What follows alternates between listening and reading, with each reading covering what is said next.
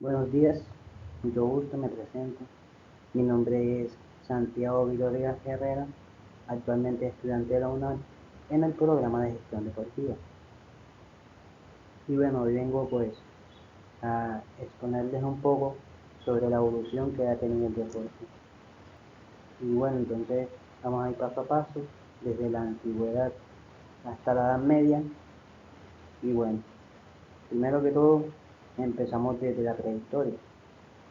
En países principales como Egipto, Mesopotamia, en China, en esos lugares fue donde pues se destacaron desde ahí ese nacimiento del deporte, desde cómo empezó.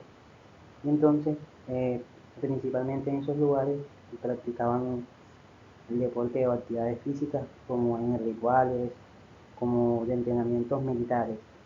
Entonces, estaba literalmente el deporte en ese entonces simplemente preparado para una sola cosa, que era el combate, o para algunos rituales. Ya pasamos un tiempo maya, la Grecia antigua, donde nacen los Juegos Olímpicos, unos juegos en el cual se le hace homenaje a los dioses y principalmente en esos deportes se concentran más ya en, en el cuerpo, en el interior. Entonces hay una frase también muy interesante que dice mente sana en cuerpo sano.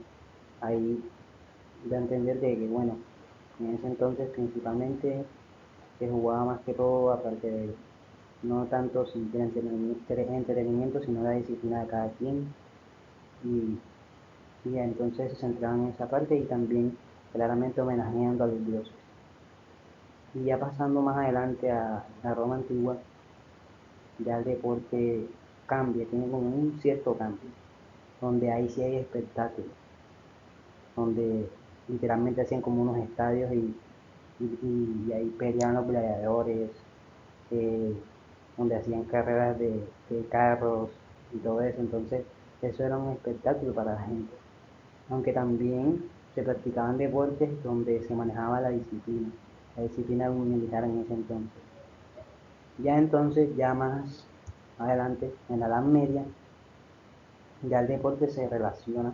Mira que hay algo interesante que analice que en la Edad Media, tanto en la prehistoria, todavía tienen como que rasgos todavía que los preparaban para la guerra. O sea, el deporte lo usaban mucho como para prepararse para los combates.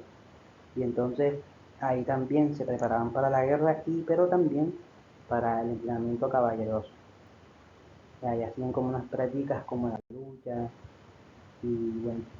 Y también hay unos juegos populares tradicionales que eran como que parte de la costumbre de sus pueblos, de sus localidades. Y entonces también más que todos los nobles eran los que jugaban ese juego. Y bueno, entonces era muy positivo para ellos como para mantener esa margen de nobleza, de disciplina, de integridad. Y hacían muchos torneos como de caza, juegos de pelota, eh, también entrenamientos militares, integraciones donde eran religiosas. Entonces se centraban más que todo en eso. Eran como todo más culto, más fino, más correcto. Y principalmente la disciplina y la nobleza eran como que el alto estatus. Y ya hubieron cambios y continuidades. Y entonces en eso ya como que cambiaron como que la gestión, ya se centraron más que todo en la educación.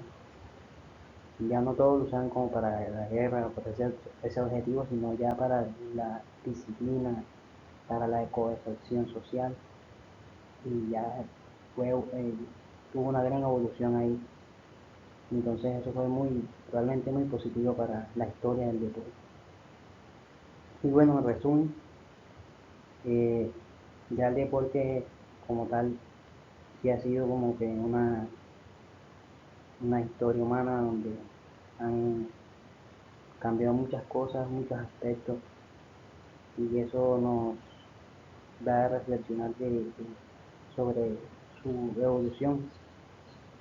donde nos ayuda a entender su importancia, no solo como actividad física, sino como herramienta de unión y de expresión cultural. El deporte también une muchas personas, une a literalmente países, regiones. Entonces yo creo que el deporte ha sido muy importante para nuestras vidas y lo sigue siendo, porque aparte de que literalmente puede hacer mejorar nuestra salud, también nos hace aprender a ser disciplinados, a querer siempre luchar por lograr el objetivo, los sueños y las metas. Así que el deporte realmente en esta evolución ha sido muy importante para la vida de nosotros. Así que muchas gracias.